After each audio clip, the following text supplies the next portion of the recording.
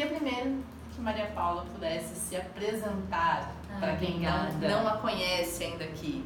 Maria Paula Mileipe. Isso, consegui decorar. Então, gente, eu sou Maria Paula Mileipe, sou nutricionista, trabalho há quase 10 anos com cirurgia bariátrica, sou professora da pós-graduação de comportamento alimentar e gosto muito desse universo todo da cirurgia bariátrica, que é o que mais me encanta.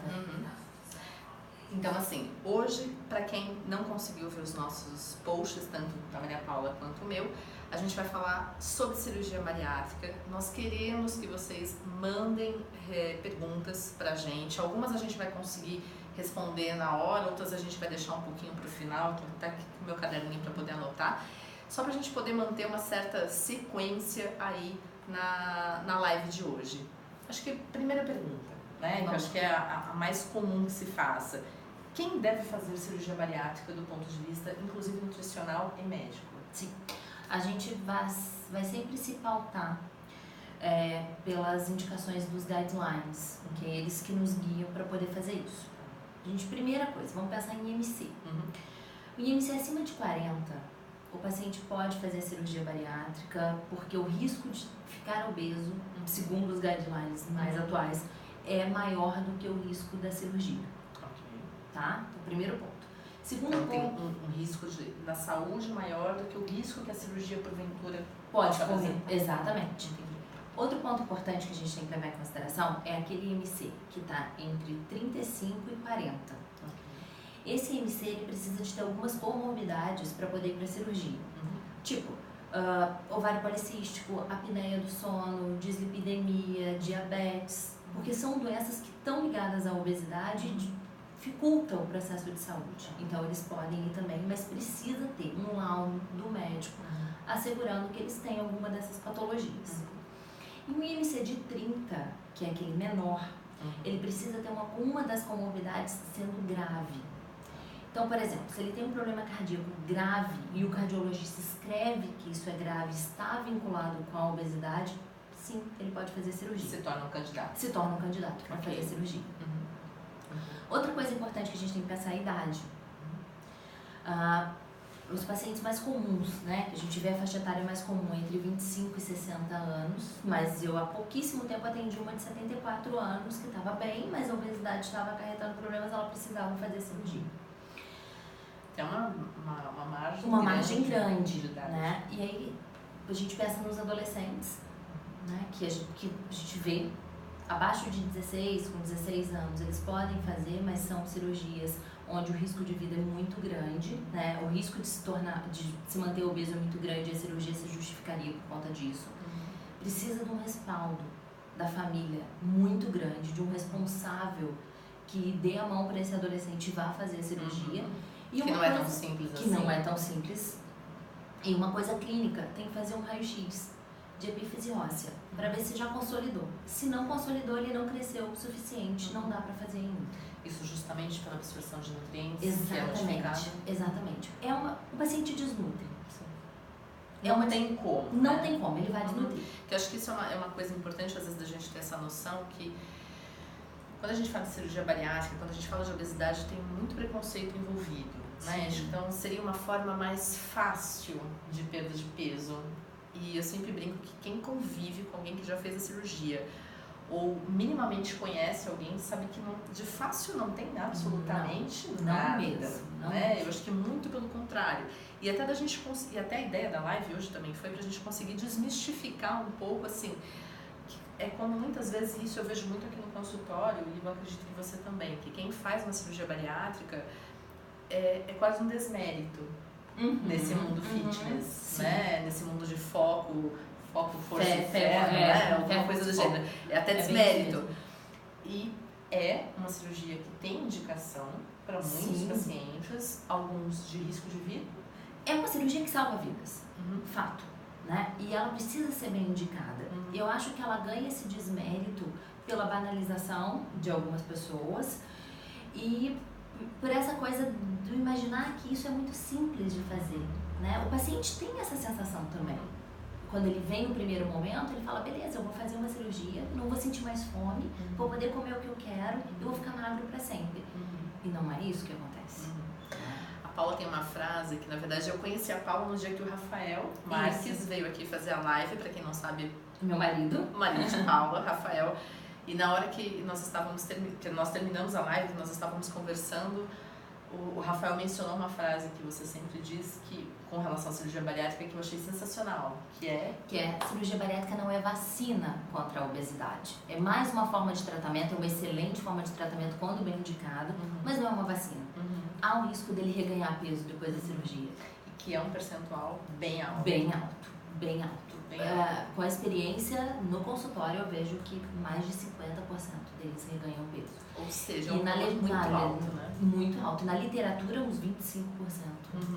Indica muita gente. É muita gente. Eu estava até brincando com a Paula que, assim, obviamente que guardadas as devidas proporções, muitas vezes, em vez da gente pensar numa redução de estômago, no encurtamento de intestino, talvez a gente tenha que pensar numa lobotomia, que é uma cirurgia feita no cérebro, né? Como se fosse uma retirada de uma parte do cérebro.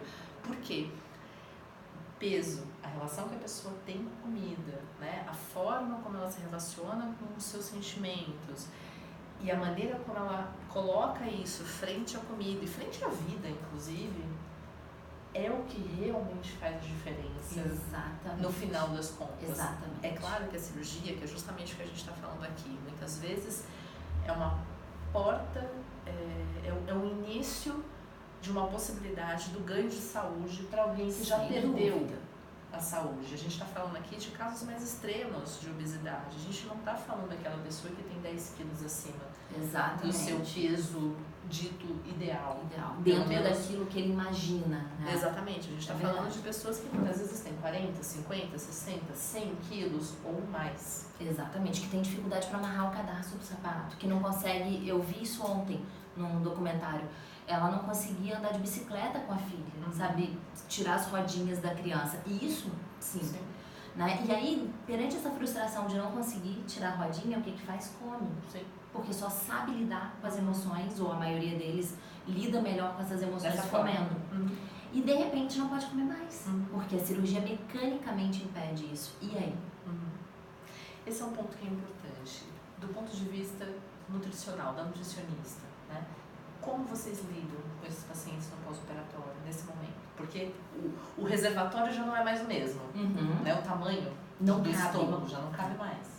Olha, vamos pensar que o estômago normal, ele vai caber entre 1,5 litro, 2 litros quando está muito cheio. Na cirurgia ele vai caber 50 ml, 150 num determinado, mudando de técnico ou de cirurgião para cirurgião. Então, mecanicamente não cabe. Primeira coisa, ter uma ligação muito boa com esse paciente, fazer um vínculo com esse paciente antes, entender qual é essa relação dele com a comida. E é um trabalho conjunto com a psicologia. Depois, algumas coisas importantes que eles têm que saber, tipo respirar fundo antes de comer. Parece uma besteira, mas faz toda a diferença. Toda a diferença, né? Ter uma ligação melhor com esse alimento. Na hora da refeição, respira, pensa, deixa aquele alimento dentro da boca durante um tempo para ele poder vivenciar essa sensação e ter contato novamente com o alimento. Porque ele está num novo estômago. Sim. E ele precisa ter uma relação diferente com esse alimento que começa na boca. E que inclusive a gente não pode esquecer que o pós-operatório ele é bastante peculiar. Muito difícil. Então assim, Paulo até pode falar, eu estou falando até pela minha experiência aqui em consultório, do que eu já acompanhei com muitos pacientes, e eu sempre falo isso. Eu só tive um paciente em praticamente 16 anos que me procurou antes da cirurgia, me procurou pedindo um laudo, que não teve, obviamente, que é o clássico, por razões óbvias, só que todos os outros que me procuraram sempre foi pós-cirúrgico. Então, assim, alguns me procuraram com 15 dias de cirurgia, outros me procuraram com 6 meses de cirurgia, alguns com 2 anos já com retomada de peso, né? Que entendem aí que a relação com a comida precisa ser modificada, mas assim, existe uma dificuldade muito grande nesse pós-operatório. Sim. Vamos lá. Pós-operatório a gente divide em alguns momentos importantes. O primeiro momento é o da dieta líquida. O paciente sai do hospital fazendo uma dieta líquida restrita. Depende de técnica e depende de cirurgião. Tem uns que deixam o paciente durante 7 dias nessa dieta líquida, outros 15, outros 30 dias. Não tem nada muito fechado. Mas são 15 dias, vamos pensar na média, de uma dieta totalmente líquida, num copinho de café. Ou seja, sem mastigação. Nada. Então parem para pensar como é que seria ficar 15 dias sem mastigar. Absolutamente nada. E o cheiro dos alimentos continua. O vizinho faz churrasco. A mãe faz feijoada. É Natal, todo mundo vai estar comendo. E eles não vão poder comer. E isso gera um sofrimento, mas a perda de peso nessa hora tá ok. Então, de alguma maneira, anestesia ou desfoca esse momento mais turbulento. E isso vai muito bem até 1 ano e meio, 1 ano e 8 meses, que é a fase da lua de mel com a cirurgia bariátrica. A partir dali. Que isso é um termo bem bacana, né? Quando tá tudo bem. Estão muito bem, muito felizes com a cirurgia, se reconhecendo, provando novos sabores. Isso é muito interessante. Como o paladar muda e aí eles conseguem provar alimentos que eles não gostavam antes. Isso funciona super bem. Quando isso acaba, porque eles provam alimentos e se testam. Tipo, eu vou ali, vou comer uma batata frita pra ver como é que é. E ainda assim só vem na balança e perdem peso. Vou tomar um sorvete e ver como é que é. Ainda tá perdendo peso. Só que Ou até não passam mal também. Ou não passam mal, não faz dumping, ficam de boa. Passou esse período, eles começam a ganhar peso. Porque o corpo já não funciona mais do mesmo jeito, já diminui proteína. Aí pronto, termina a lua de mel, começa o reganho de peso. E aí é a hora que eles começam a ter mais e mais e mais sofrimentos. E vão à busca de dietas mais radicais, de tratamentos mais radicais. Em profissionais que não conhecem 100% da cirurgia bariátrica, e isso é perigoso, que eles acabam usando de métodos. Hoje eu ouvi um relato de uma pessoa que um profissional prescreveu para ela uma dieta vegana. E na cirurgia bariátrica, tá no guideline que a gente precisa trabalhar uma dieta hiperproteica para esses pacientes. São pelo menos 60 gramas de proteína por dia. A gente calcula 1,5 de gramas de proteína por quilo de peso ideal. Não dá. É quando a gente fala da questão da especialização do profissional, ele tem que saber com o que ele está lidando. Sim. Né? Porque tem questões clínicas aí muito importantes, né? E até eu vou aproveitar uma pergunta para fazer um comentário. Até o tipo da técnica utilizada pelo médico também faz diferença muitas vezes, né? Uma pessoa acabou de falar que mesmo com 15 anos de operado, foi operado 15 anos atrás, ele teve 2 meses de dieta líquida pelo Dr. Garrido. Porque há 15 anos essa Era era a técnica, né, que a gente fazia. Hoje eu falei exatamente isso para o paciente. Mas antes disso, eu queria falar que o paciente vegetariano pode também fazer cirurgia bariátrica e a gente vai trabalhar de um jeito diferente. É que não dá pra fazer dieta detox e fazer uma coisa muito radical no paciente que já fez. A gente tem que planejar, cada um é único. Então, realmente, a gente tinha umas técnicas diferentes. A gente colocava anel há 15 anos e a gente não coloca mais, né? Junto. Então, fazia a retirada de uma parte do estômago e ainda assim colocava o anel, estreitava bem a passagem assim e passava quase nada. E os pacientes vomitavam, esse anel migrava, dava bastante trabalho. Sim. E era assim, hoje não usa mais, quase não usa colocar o anel aqui no Brasil. A gente não vê mais. Mas no início realmente era assim. 2 meses de dieta líquida, depois uns 15, 20 dias de dieta pastosa, para depois evoluindo lentamente as dietas. E cada técnica vai exigir uma coisa. Sim. Né? O bypass é o padrão ouro que a gente tem no mundo hoje, que a maioria usa, é onde mexe com o estômago e o intestino ao mesmo tempo. Então, fisiologicamente, o que acontece? Para quem não conhece ou para quem já fez a cirurgia poder se reconhecer. Então, o bypass vai deixar um estômago pequeno, com a média de 50 ml, e vai limitar a primeira porção do intestino, ela vai ficar inutilizada e vai pegar a segunda porção do intestino e ligar ali direto. Então a gente desliga do duodeno para poder ligar o jejum. E lá no final, aquela parte do duodeno vai ser ligada novamente. Então o suco gástrico, os sais biliares, tudo é liberado ali embaixo. E não mais na porção superior. Exatamente. Isso acarreta, por exemplo, deficiência de vitamina B, principalmente a B12, o complexo B como um todo, mas a B12 é a mais importante por causa de um fator intrínseco que a gente tem dentro do estômago que ele passa a não funcionar mais. O ferro, que a gente precisa da acidez gástrica para ter uma absorção melhor, e proteína, porque não consegue comer uma quantidade muito grande. Depois veio uma técnica que começou há uns 10 anos no Brasil e está crescendo muito, que é a sleeve. Ela não mexe com o intestino. Não, é só com o estômago. Então, o estômago parece uma bolsa assim, né? Ele vai ficar uma uma porção reta, como uma manga de camisa, por isso que chama sleeve. E não mexe com o intestino, cabe no máximo 150 ml ali. Muito utilizada também para perda de peso, e ela pode ser utilizada como primeira etapa naqueles pacientes muito obesos. Então faz um sleeve primeiro e depois ele retorna para mexer no intestino. Tá. Dá para fazer essa. É menos invasivo? Não, é tão invasivo quanto. Perda de peso muito parecida nas duas, só que o bypass perde muito no início e o sleeve vai perdendo a longo prazo. Mas a longo prazo, quando compara as duas, é a mesma coisa. Por que a gente faz ainda muito bypass? Porque ela tem essa característica metabólica. Quando você mexe no intestino, você mexe nas incretinas intestinais e daí você consegue reduzir diabetes, por exemplo, né? Mexer com a síndrome metabólica como um todo.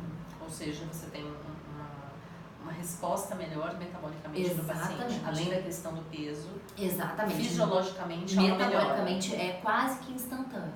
Tá. Assim, eles já saem do centro cirúrgico já tomando menos remédio. E durante a internação já vai diminuindo a quantidade às vezes de insulina, de hipoglicemiante, e dali a gente tem que começar a ajustar as doses para eles não fazerem hipoglicemia. Entendi.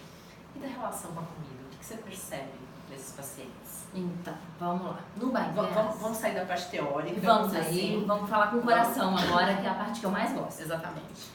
No bypass, a gente tem a dificuldade de ter o dumping. E o dumping limita e o dumping coloca medo nos pacientes. Para quem não conhece, o que é um dumping? Vamos lá. O dumping é um esvaziamento rápido do estômago. Então, quando cai uma molécula lá de açúcar ou de gordura muito rápido do estômago para o intestino, a tendência é de buscar água para poder diluir, como a gente vai diluir um suco. Água de todo o corpo. E isso faz com que aumente o trabalho do intestino, ele pode ter uma diarreia, e há uma queda de pressão, uma sensação de morte, sudorese, é isso que acontece. Qual que é a quantidade de vezes que isso pode acontecer com o paciente? Não dá para determinar. E eu não consigo determinar se o paciente vai ter ou não vai ter antes da cirurgia. E se ele vai ter só no início, ou se ele vai ter depois. Ele pode ter dumping a qualquer momento depois da cirurgia. Entendi. Porque isso depende? Depende do organismo. Tá. Mas das escolhas alimentares também. Sim, sem dúvida. Se ele comer uma quantidade muito grande de açúcar, por exemplo, nem precisa ser muito grande, pode ser com uma bala ele faça dumping, ou com pão. Ou seja, alimentos mais ricos em carboidratos e açúcares, a tendência de isso acontecer. Os alimentos que são mais ricos em gordura também podem proporcionar? Também podem. Depende da técnica. Dumping, não, é um dumping diferente, assim, é um dumping com mais diarreia e menos hipoglicemia. Tá? Mas quer ver o clássico do dumping? Sorvete, que mistura os dois, e chocolate. É o clássico.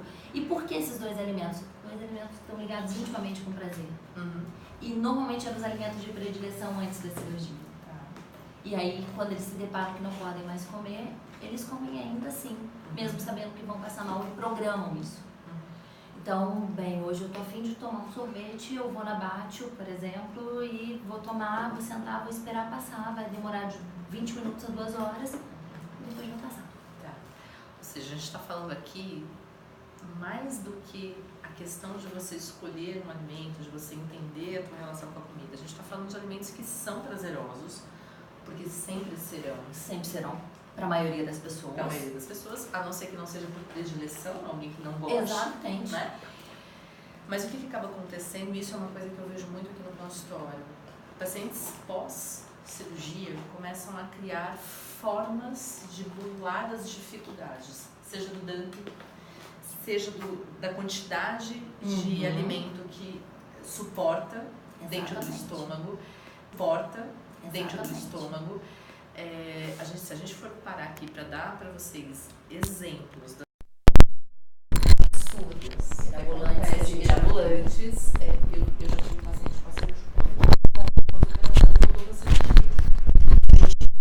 que chorou com a mãe no pós-operatório, pediu um misto quente, a mãe cedeu, ele entrou tudo, e ele teve que voltar para a cirurgia e ficou muito mal. Né? Então, isso é um dos exemplos do que acontece muitas vezes quando a gente não tem esse cuidado de poder entender assim, qual que é a relação que essa pessoa verdadeiramente tem com a comida e como é que vai ser o pós-operatório, porque eu acho que não só dar a explicação correta é importante, sem dúvida. Né? Tecnicamente, eles têm que compreender. Mas tem uma questão de entender, assim, qual é a sua relação com a comida. E aí é engraçado, Maria Paula, porque assim, quanto mais eu falo dessa relação com a comida, seja com um profissional que trabalha com terapia comportamental, um nutricionista que trabalha com comportamental, um nutricionista como o seu caso, que trabalha com obesidade, cirurgia bariátrica, na verdade, em várias instâncias, a relação com a comida fica cada vez mais em evidência. Até quando a gente fala de distorção de imagem, como é que essa pessoa se vê, isso também está ligado de qual é a relação que ela está mantendo ali com a comida, muitas vezes, com o seu próprio corpo, obviamente, além da comida, com o seu próprio corpo. Então, acho que uma coisa que muitas vezes as pessoas não entendem é que, assim, não é só uma questão de ser magro ou de ser gordo. Não é uma questão de qual é o teu IMC, mas, assim, como é que está a sua saúde? E aí não é só corporal, daquilo que a gente vê. É a saúde mental também, de qual é essa relação que você vem mantendo com a comida, com o seu corpo, com as pessoas, do porquê que você precisa desse acesso à comida nesta quantidade. Exatamente. Uma outra coisa que a gente vê muito, troca de compulsão. Isso dá um livro, um clássico, né? A gente poderia ficar horas falando sobre isso, né? Quais são as mais comuns que você encontra no consultório? Compras, bebida, sexo e bebida. São a bebida os três é que ganham. a clássica. Bebida é a clássica. É a talvez clássica. uma das primeiras. Não que a gente está falando que é uma regra. Exatamente. Mas é porque o acesso... mais comum. É fácil, né? O acesso é muito fácil. É socialmente aceitável. É só um drink, é só... E aí as coisas vão aumentando numa proporção muito... É lento, mas uma proporção grande, sabe?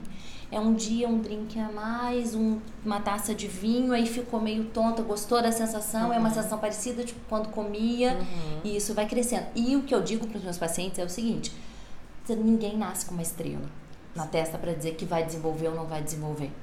Tem cuidado, tem que vigiar o tempo todo. Sim. Né? E não é a intenção de proibi-los, sim, mas é de ver como é que eles vão se relacionar com isso.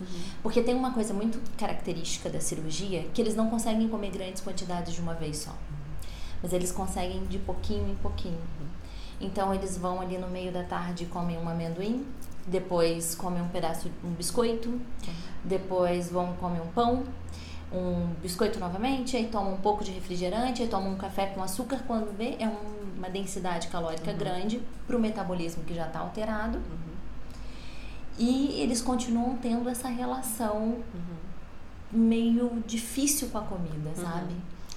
Que eu acho que uma coisa que é importante a gente também pontuar é que, assim, a escolha alimentar, ela faz toda a diferença quando a gente fala de saúde. Sem dúvida. E quando a gente fala de escolha alimentar, é tentar buscar o que os alimentos têm de melhor. Exatamente. Então não é ter o alimento vilão, o alimento mocinho. Exatamente. Que essa é uma besteira que a gente vive hoje em dia, e isso vende muito, milhões e milhões. Vende muito, assim, cada vez que você vê um post patrocinado, por exemplo, de um super alimento, de um super food, você não tem ideia da quantidade de pessoas que compram aquilo porque realmente acreditam que aquele alimento vai fazer toda a diferença. O paciente já vem com o discurso, né? Tipo, já tô comendo isso. Eu já tô comendo isso, tô ótimo, né? Nem vamos dar nomes aos bois, não, no sentido dos alimentos, para também não ficar instigando, reforçando isso. Mas a gente tem uma questão que é importante e que é muito particular de cada pessoa, no sentido de aprender a fazer essas boas escolhas. E eu uso a palavra aprender porque eu vejo muitos pacientes pós-cirurgia que não conseguiram aprender sobre essas escolhas alimentares. E você deu esse exemplo de comer um amendoim, comer um biscoito. Então, nutricionalmente, nessa densidade, até em termos de qualidade dos alimentos, muitas vezes você tem um paciente, vou dar um exemplo, que comeu industrializados o dia inteiro. Assim, o quanto que teve de algo mais natural, né? Ou minimamente processado. Né? Então, a gente também fala de saúde quando a gente está falando desse tipo de escolha. Então, tratar essa relação com a comida, da escolha, da quantidade, da forma, das exceções, de que os alimentos não são vilões nem são mocinhos, é você englobar o paciente de maneira geral para que ele faça boas escolhas para a vida. E aí, independente se é um paciente bariátrico ou um paciente que simplesmente tem um comer transtornado. Cai no mesmo ponto. Exatamente. E esse caminho é o caminho do autoconhecimento, né? Porque a partir do momento que ele passa a olhar para si e passa a se entender, se compreender, ele vai conseguir compreender que aquele alimento vai trazer prazer naquele momento, mas o que ele vai agregar nutricionalmente? E é isso que eu tento fazer no consultório, sabe? Trazer isso sempre para a consciência, sempre para a luz do paciente. Assim, olha, comer isso é importante porque vai te ajudar a construir um corpo melhor, um corpo saudável. Né? Não que o corpo seja ruim, mas um corpo com mais qualidade. Com mais saúde. Com mais saúde, exatamente. Né? A gente não está falando aqui de ter o padrão fitness que a gente tem hoje em dia. Não é isso, é muito longe disso. Mas é de ter essa real noção do que é saúde. Até saudável hoje em dia, sabia que eu tomo cuidado às vezes para usar essa palavra? Sem dúvida, ela tá sendo eu tão também. mal usada. Exatamente. Então, que eu prefiro usar só a palavra saúde, que eu acho que daí a gente está realmente englobando tudo. Uma outra coisa que eu acho bacana da gente poder comentar, quando a gente fala desses excessos, que eles podem sair da comida, eles podem vir para a bebida, para o sexo, para as compras, a gente também está falando aí de um ponto importante que é assim, o porquê que essa pessoa precisa de excessos para viver. Como é que foi essa ligação na vida inteira? Exatamente. Né? Então você corta um excesso, que é aquele que vinha do estômago, e ele vai vir de outros lados.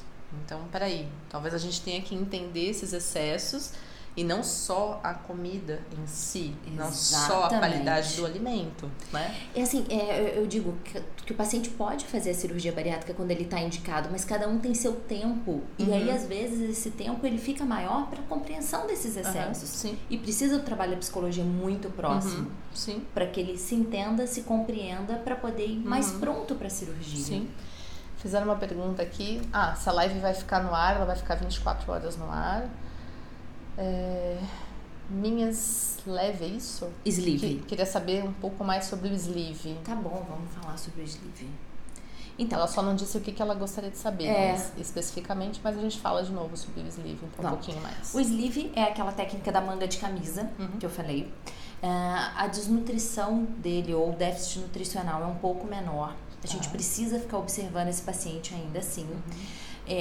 Cabe mais nesse estômago, então é um paciente que a gente tem que ter um cuidado maior com o reganho de peso para que ele não abuse muito dessas pequenas escapadas e acabe prejudicando isso. Mas basicamente essa é a diferença. Tem que acompanhar como tem que acompanhar no outro, no bypass, e o risco de desnutrição é um pouco menor, mas ainda assim tem que acompanhar. Uma outra coisa que muitas vezes as pessoas não falam, ou falam muito pouco, no caso das mulheres com cirurgia bariátrica, durante a gestação, é algo que também precisa de uma atenção justamente por essa absorção.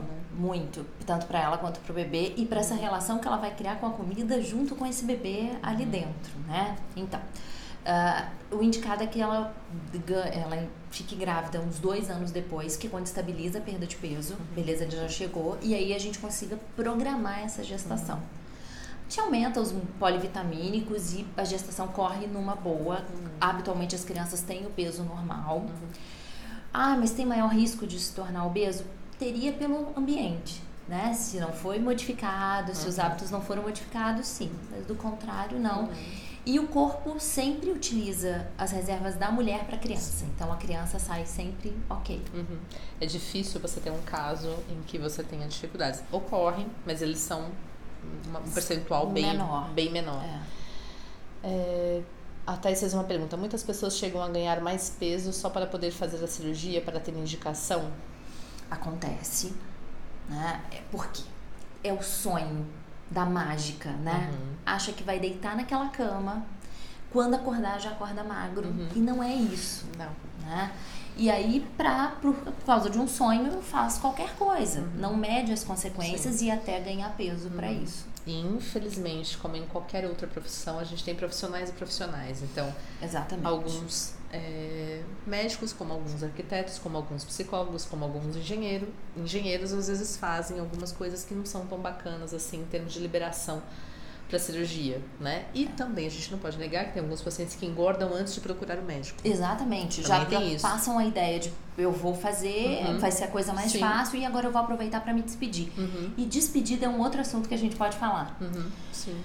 Os pacientes, quando marcam a cirurgia, começam numa sensação de que nunca mais eu vou comer isso. E isso não é real. Só vai comer diferente, só vai estar diferente, mas ainda assim vai poder comer. A Maria Paula falou uma coisa que é importante no pós-cirúrgico, que assim, essa sensação que o paciente tem da comida no paladar, na boca, é modificada. Então, assim, o que antes tinha um sabor pós-cirúrgico tem outro. E muitas vezes, não é uma regra, menor, o prazer e o sabor é menor do que era antes. Exatamente. Então, a gente está falando de uma cirurgia, inclusive, em que a tua relação com a comida ela já é modificada pela cirurgia. Exato. Biologicamente. Biologicamente. Né? Ela já é modificada ali. Então, a forma como você vai sentir os alimentos já é diferente. Exato. A forma que você vai sentir, a forma que você vai se saciar. A mastigação. Vamos pensar que o trato gastrointestinal é um tubo, tá? Que ele vai do ânus, vai da boca ao ânus. Se você modifica qualquer coisa ali, você modifica o trato como um todo. Então, as papilas gustativas ficam diferentes, a produção de saliva modifica. E isso modifica o sabor dos alimentos. Sim. E aí eles passam a gostar de coisas que eles não gostavam antes, porque passam a ter mais atenção. Principalmente isso, assim, logo no início, quando eles precisam ter atenção no que estão comendo, porque se comem muito rápido podem entalar. Aí eles falam, Maria Paula, mas eu nunca tinha percebido o sabor, sei lá, de uma maçã. E aí eles começam a ter uma nova relação com a comida. E uma relação que muitas vezes ela pode ser bem melhor do que era antes. Sem dúvida. Se isso for bem trabalhado. Exatamente. Se o paciente for estruturado antes. Ou seja, uma equipe multidisciplinar é extremamente importante. Fundamental. E o próprio paciente se abrir para a possibilidade do novo. E se ele tá corresponsável no processo. Eu acho que isso é fundamental. Porque eles têm a sensação de que colocam nas nossas mãos, assim, olha, resolve pra mim, isso que tá me angustiando tanto tempo. E não é assim. Precisa, a gente vai fazer, mas vamos fazer de mão dada, juntos, nós dois vamos criar uma nova estratégia. Sim. Tem uma coisa que às vezes eu equiparo, algumas pessoas acham que eu sou um pouco exagerada quando eu digo isso, mas assim, a relação que a gente mantém com a comida, às vezes ela se torna uma dependência tão grande que ela é muito semelhante a uma dependência química. Sim, os estudos mostram isso. Então, assim, é você estar entregando todo o teu prazer, que é uma coisa que ocorre com o dependente químico, com o drogadito, né? Ele entrega esse prazer a partir do momento em que ele deixa de utilizar a droga. Exatamente. Mas alguma outra fonte de prazer não é por substituição, que é o que a maioria das pessoas faz. Mas é como criação. Você precisa criar algo novo. Exatamente. Para ter outros tipos de prazer. E o que as pessoas normalmente fazem é pegar um prazer já conhecido e colocar naquele buraco. Exatamente. Então a questão é você poder criar algo novo. Então você está entregando ali aquele prazer que você tem, seja com a droga ou seja com o alimento, ele causa uma dependência e causa mesmo para algumas pessoas pior do que para outras, e a gente está falando de um comer transtornado, a gente está falando de uma relação com a comida que já não é boa há muito tempo, né? Há muito tempo, né? Que isso estourou numa doença que é a obesidade. Exatamente. E que a gente não pode deixar de dizer que obesidade é uma doença, sim. Ela merece tratamento adequado, só não pode encarar a pessoa no sentido de que, assim, dessa classificação entre gordo e magro. Não é isso. Não, além disso, é muito né? além disso. É além disso. É um processo muito, muito amplo, né? Sim. A gente está falando de uma doença crônica. Se é crônica, ela não tem cura, ela tem tratamento. E que ela tem várias nuances, né? Então, você tira o foco num determinado momento que seria a comida e há um escape aí para outras sensações, né? Exatamente. Uma busca de prazer de uma outra forma. Que é por isso que faz toda a diferença com as pessoas que fazem a cirurgia e conseguem entender que você precisa ter essa criação de algo novo. Então, esse prazer que até então vinha só, exclusivamente, da comida, ele vai precisar ser recriado e vir de outras esferas, não como tamponamento, mas como Exato. algo agregador. Algo que nasça, né? Que junto nasça. com a cirurgia Junto com a nascendo cirurgia. uma outra coisa. E infelizmente, eu não sei no seu consultório qual é a sua experiência, mas a minha experiência aqui no consultório dificilmente é isso que eu vejo com os pacientes, até o momento que eles chegam aqui. Daqui pra frente é quando Aí eles sim, conseguem. né? Que eles começam a se reestruturar. A se reestruturar, até mesmo quando a gente, como profissional, muitas vezes aponta isso. Então, que prazer é esse que você está procurando? Exatamente. Né? Que prazer é esse que você está colocando naquele mesmo buraco que a comida tinha antes? Então, assim, ter essa noção é o que faz com que o tratamento ele seja mais eficaz em todos os sentidos. É organizar, né? Uhum. Organizar esses sentimentos, Sim. organizar essa relação com a comida. Como Isso é fundamental. Como é que você percebe os pacientes quando eles têm o reganho de peso? Olha, na aula eu coloco uma figura de Botero, que é uma obesa com uma expressão de desespero, porque é exatamente isso. Eles compraram a ideia da cirurgia bariátrica como algo mágico, algo que estava solucionando a vida deles e, de repente, como num passe de mágica, novamente, eles deparam e percebem que não. Que eles precisam fazer um movimento para se manterem magros daquela forma. E aí, nesta hora, eles apelam para o que tinham feito anteriormente. Então, vão voltar a fazer dietas radicais, tomam remédios, apelam, né? Até que vem... Dietas restritivas. E que para esses pacientes são perigosas. Sem dúvida, eles já são desnutridos, né? E aí, se a gente restringe mais, como é que vai ser esse organismo? Como é que ele vai responder? E que, na verdade, não funciona. Porque se não funcionou da primeira vez, não vai funcionar da próxima vez. Então, eles vêm... Porque o que acontecia? Quando começou a cirurgia bariátrica, a gente não falava em reganho. Essa moça que falou dos 15 anos, a gente nessa época não falava em reganho de peso, porque a gente de verdade não acreditava que isso poderia acontecer. Então, os pacientes... Nem tinha pacientes suficientemente. Exatamente. Uma população de pacientes já operados com muitos anos. Exatamente. Para ver o que ocorria à frente, né? Então a gente não tinha noção.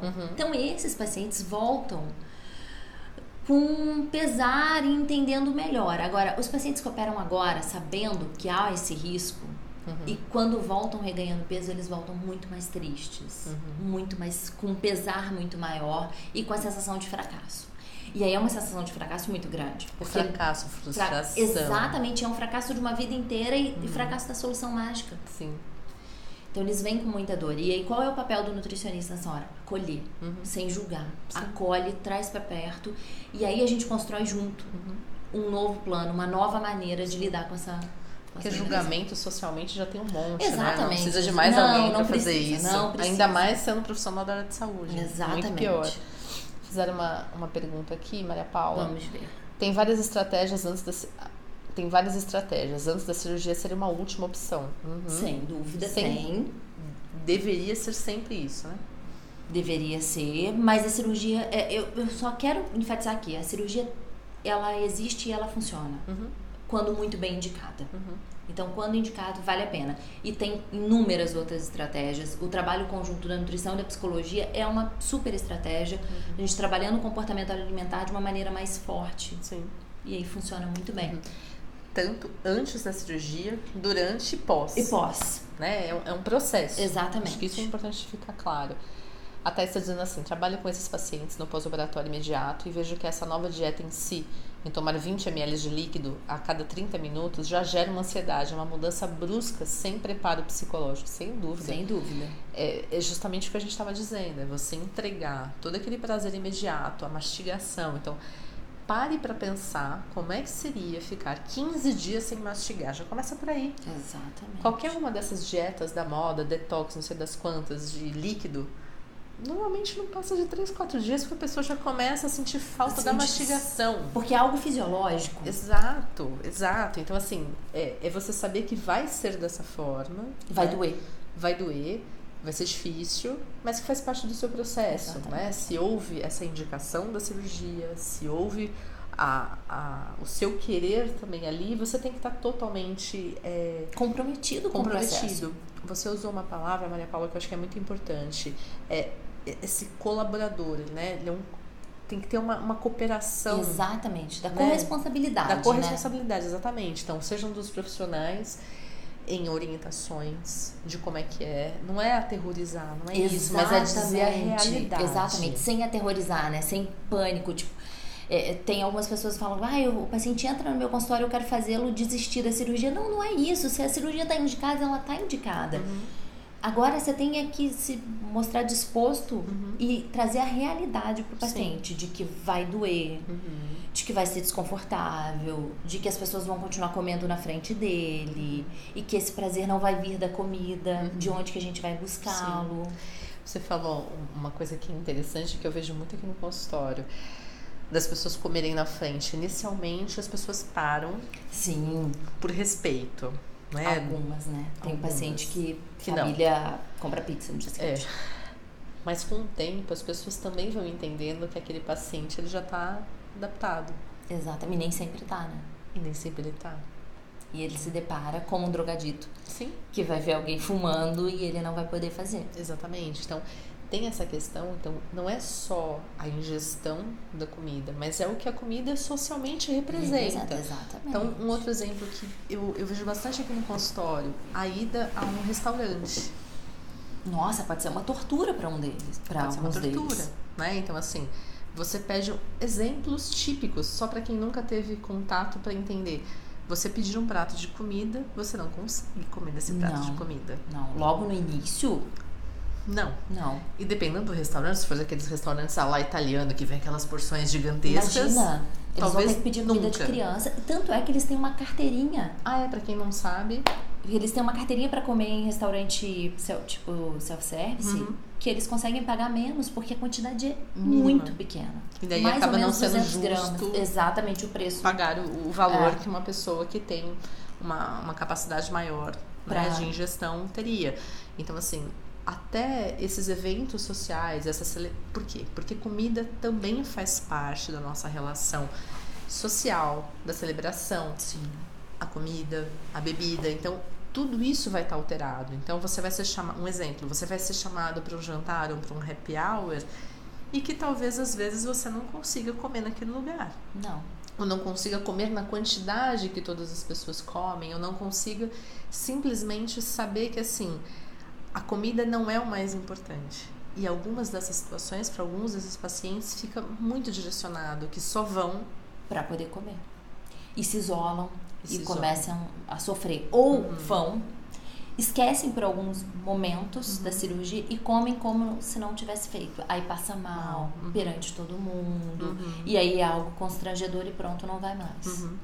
Qual é o risco desses pacientes pós-cirurgia que não conseguiram modificar sua relação com a comida, que estão num momento difícil pós-cirúrgico desenvolverem bulimia, por exemplo? O risco é grande. Porque acho que esse é um assunto que é pouco falado. É pouco falado porque ainda ele não é muito estudado. A gente vê algumas coisas de comportamento alimentar desses pacientes, mas basicamente eles estudam as compulsões, os transtornos menos. Mas eles, principalmente os pacientes antes que tinham um anel, que vomitavam muito, eles aprendem a vomitar. E aí faziam isso. O que a gente percebe hoje é o seguinte: o paciente vai num restaurante, tá com todo mundo, tá? Aí comeu um pedaço de carne, esse pedaço não caiu bem. Porque é um pedaço muito pequenininho para poder passar na anastomose, assim, na ligação entre uma coisa e outra, tá? Pensem num anel aro 12, assim, uma aliança aro 12 bem pequenininho. É bem pequenininho. Um dedo 12 é bem pequenininho. É bem pequenininho. E tem que usar, tipo, talher de bebê, que cabe pouca coisa. E aí ele esquece por um momento e come. Entala, literalmente entala, não vai nem pra cima nem pra baixo. E aí forma uma saliva, ele vomita. Isso que ele vomita, ele vai aprendendo que tipo, posso comer isso. Isso não é um vômito propriamente dito. Não é um vômito, é uma expulsão daquele alimento parado. Mastigado com a saliva. Mastigado com a saliva. Mas muito que eles fazem, dos relatos que eles me dão, é da ruminação. Eu tive muita vontade de comer um biscoito e sabia que eu ia passar mal. Então come, mastiga antes de engolir e cospe. Isso é bastante comum. Então, por quê? Porque a pessoa continua querendo ter aquela sensação de prazer com o alimento. Exatamente. Só via o alimento. Só isso. né? Então, isso também ocorre com outros pacientes que não são operados. Sim, não necessariamente Dentro com a dos cirurgia. transtornos alimentares, a gente tem esse comportamento com a comida. Em outros casos, né? É que a gente só está citando que no pós-cirúrgico, para algumas pessoas. Vamos lembrar, a gente não está falando que é regra. Não estamos generalizando aqui. A gente está só falando de algumas coisas que acontecem justamente para a gente poder levantar essa questão do quanto que, assim, é um pós-operatório, né? É uma condição que a pessoa, ela torna o corpo dela diferente. Sim. Então, ela vai precisar aprender a lidar com esse diferente. Com esse corpo diferente. Né? Eu acho que essa é uma consciência que eu percebo muito que falta. É um corpo que é diferente. Exatamente. Ele não é mais o mesmo. É o mesmo corpo, mas sendo apresentado de uma forma diferente, precisando de outras coisas, com outras necessidades. Sim. Sejam elas emocionais ou fisiológicas, né? Precisando mais de proteína, mais de vitaminas, enfim. Até se a gente for pensar com relação a distorção de imagem, porque o que acaba acontecendo? Pacientes que não são operados e que perdem grandes pesos, automaticamente existe um risco maior de uma distorção de imagem, que é natural, faz parte do processo de emagrecimento, vamos dizer assim. E os pacientes com bariátrica também passam por porque isso. É muito rápido, né? Só que tem um agravante da velocidade. Da velocidade. Então não dá tempo, muitas vezes, daquela pessoa ir entendendo qual que é o seu real peso, qual é o seu real corpo, de lidar com ele.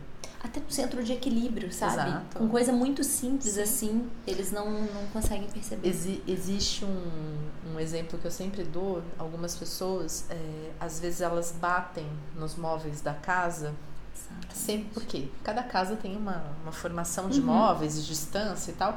E a pessoa, às vezes, justamente por causa do sobrepeso, né, do peso maior, ela sempre bate, e o exemplo que eu dou sempre é esse, sempre bate o cotovelo no mesmo lugar. Porque tem a ver com a falta de espaço. E pós-cirurgia, depois do emagrecimento, essas pessoas, algumas continuam batendo exatamente no mesmo lugar. Sendo menor. Exatamente. Então, porque assim, não conseguem não conseguiram se adequar. Ainda. Porque a perda de peso, tu disse da rapidez, é muito rápido mesmo. Você imagina que nos primeiros 15 dias perde mais ou menos 10% do peso. Se você for pensar numa pessoa que pesa, vamos colocar 120 aí, quilos, 120, perde 12. É muito peso nesse primeiro momento. É muito peso. De uma vez 15 só. dias, assim, meio mês. É muito rápido, E 2 muitas semanas. vezes ainda dentro do hospital, né? Em alguns casos. Dentro do hospital, elas já saem mais ou menos com 2, 3 quilos a menos. Então, assim, É diferente. É diferente. É diferente. Então, tudo isso é só para mostrar para vocês de que, assim, a gente precisa entender que é uma técnica, ela pode ser muito bem utilizada, mas ela precisa ser muito bem entendida pelo profissional que acompanha, pelo paciente que vai se submeter. Por quê? Porque tem dificuldades a serem enfrentadas. Pela família que vai acompanhar Também. esse paciente, né? Ele não vem sozinho, né? Ele tem todo um arcabouço ali atrás de uma família que vai ser alterada também. Porque se é a mãe, por exemplo, ela que cozinha e de repente ela vai passar a cozinhar coisas diferentes. E como é que essa família vai se relacionar com essa pessoa agora? Que papel que essa pessoa vai ter dentro? Então, a família é muito bem-vinda, principalmente no pré-cirúrgico. Sim. E que muitas vezes até, né, usando esse exemplo, né, da mãe que faz a cirurgia, ela não só vai cozinhar coisas novas, mas a quantidade dela vai modificar. Exatamente. Automaticamente ela vai influenciar na quantidade dos outros. Né? Então, a forma como ela se alimenta, o tempo entre uma refeição e outra diminui, muitas vezes, justamente porque o reservatório é menor e esses pacientes às vezes precisam. E o tempo da refeição aumenta porque tem que comer muito devagar. Então, até esse timing do almoço, do jantar, ele é modificado em família. Exatamente. Né? Então, é só para vocês verem que, assim, o tema é muito complexo. É muito extenso, né? É uma coisa que tá no âmago das pessoas. Sim. Então, mexer com isso não é uma coisa simples, assim. Não pensem que vão pro passe de mágica, porque não é real. A cirurgia funciona, mas precisa de um acompanhamento. Sim. Pré e pós. Luciana tá dizendo, Luciana Lima, eliminou 56 quilos com a ajuda da bariátrica. Tá vendo? Elisângela está perguntando qual o intervalo entre consultas que você considera ser o ideal, especialmente no pós-operatório imediato, que que permita estreitar a relação paciente-nutricionista e trabalhar o comportamento alimentar? Eu gosto muito das consultas quinzenais ou semanais. Eu acho que ela é nutricionista, por causa dessa pergunta. Eu tem acho. Viés. Eu gosto muito de fazer consultas semanais ou quinzenais, para poder estar mais próxima desse paciente, porque com essa coisa da cirurgia, cada semana é um novo paciente. Sabe, igual na pediatria, que o bebê vai modificando a cada semana, o paciente da cirurgia bariátrica é assim. Tá. Então, esse primeiro momento ideal seria isso. Agora eu vou fazer uma pergunta. A maior parte dos nutricionistas comportamentais que eu conheci atendem a cada 15 dias, uma semana. É algo que tem muito a ver. Que tá aumentando, assim, né? Porque aí a gente consegue fazer esse papel de terapia mesmo, de estar mais próximo dele e percebendo as mudanças. Porque assim, imagina, a gente, em um mês. Muita coisa acontece. É muita coisa.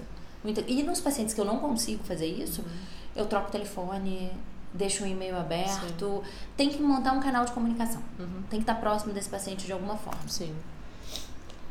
Luciana disse assim, que foi ela que perdeu 56 quilos pós-cirurgia, mas eu sei que se eu não fizer a minha parte, a cirurgia não faz mágica. Exato, justamente isso que a gente estava falando. A Luciana falou, uma ótima analogia com a pediatria, sem dúvida. Obrigada. Eu acho que é bem isso mesmo, da gente entender que é um nascimento de um novo corpo. Exatamente. E que precisa ser cuidado. E nos grupos que eu fazia lá no Rio, eu dizia pra eles assim, comemorem, vocês estão fazendo um outro aniversário, vocês estão nascendo novamente. E aí aproveitem esse renascimento, essa nova chance para poder modificar as coisas que vocês acham importantes. Para poder fazer diferente. Fazer diferente, exatamente. Para poder fazer diferente. Acho que diferente. Entra até naquela analogia que eu falei de ter essa criação nova, né? Seja da relação com a comida, da relação com o prazer, daquilo que você cria para sua vida e que não necessariamente vai vir desse viés que talvez até aquele momento só fosse esse.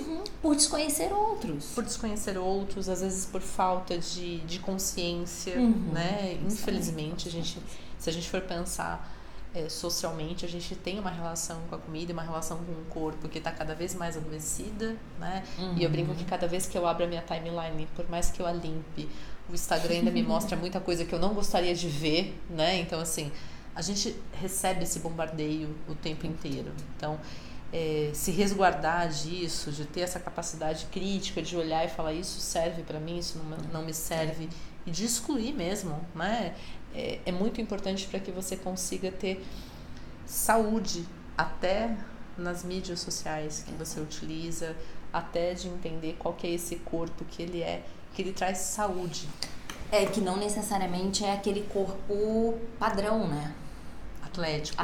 Que hoje em dia o padrão virou atlético. Exatamente. Né? Precisa de um corpo que seja um corpo saudável. Corpo com saúde. Saudável não. Um corpo com saúde. E nunca esquecer que quando a gente fala de saúde, a gente está falando de equilíbrio, tanto físico quanto mental. Exato. Então, essa junção, é por isso que psicologia e nutrição, elas se encaixam tão bem. Porque a gente não tem hoje como procurar a saúde pensando que uma grande parte da nossa saúde, ela vem da alimentação. Claro, né? Sem dúvida. Se não for a maior porção, vamos dizer assim. Então, se você não consegue ter essa relação com os alimentos que seja melhor e que te traga saúde, você vai ter uma vida inteira de pequenos problemas, pequenas doenças, algumas maiores, dependendo às vezes até da sua genética. Tem tanta coisa envolvida, né? São tantas variáveis. É muito amplo, né? É muito amplo pensar nisso. Né? Porque a gente come o que pode trazer e o que a gente come ao mais, o que pode trazer, o que a gente deixa de comer também, o que pode trazer. É muito grande. Então, ter essa relação bem leve com a comida é importante. Para quem ainda não conhece o trabalho da Paula, qual o seu Instagram? Vamos lá, porque eu sou ruim de gravar. É o nutricionista Mileipe. E eu tô lá no Instagram o tempo todo, precisando, só me procurar por lá. Lá tem seus telefones de contato? Tem meu telefone de contato para atendimento. Tá. Para quem assistiu a live até aqui, fique sabendo que depois ela vai pro YouTube. Não sei se em pedaços ou completa, depende da dona Letícia, que é quem escolhe isso. Letícia é a assessora que mexe com os vídeos. Mas ele vai estar também disponível lá no YouTube. Para quem ainda não conhece o canal do YouTube, é só digitar lá Vanessa Tomazini. Tem uma série de vídeos com vários outros nutricionistas, médicos, dermatologista, tem um monte de profissionais da área de saúde, a gente sempre podendo tratar dessa relação com a comida, de entender que fome é essa que nunca cessa, que eu acho que essa é uma das perguntas mais importantes que a gente pode fazer. Pra onde que ela vai, né? O que vai acontecer com ela depois dessa cirurgia? Exatamente. Então, aproveitem, eu espero que vocês tenham gostado. Se por acaso passou alguma pergunta aqui que eu não fiz, mandem depois no inbox, eu respondo. Eu mando pra Paula e a Paula responde pra vocês também, tá bom? Um beijo pra vocês. Até a semana que vem, que eu não me lembro qual é o tema. Letícia, lembra? É você falando sobre a angústia das festas. Obrigada. Ai, Letícia já me lembrou. Então, serei provavelmente eu sozinha falando sobre a angústia das festas de final de ano com relação à comida. Então, espero vocês aqui às 20h30 na semana que vem. Maria Paula, muito obrigada a você pelo convite. Muito obrigada. Muito feliz de poder falar. Logo, logo Maria Paula estará de volta, óbvio. Que daqui a pouco a gente tenta bater a agenda de novo. Vamos, tá se bom? Deus quiser. Não é tarefa muito fácil, mas a gente tenta, tá bom? Um beijo pra vocês, até a semana que vem. Tchau, tchau.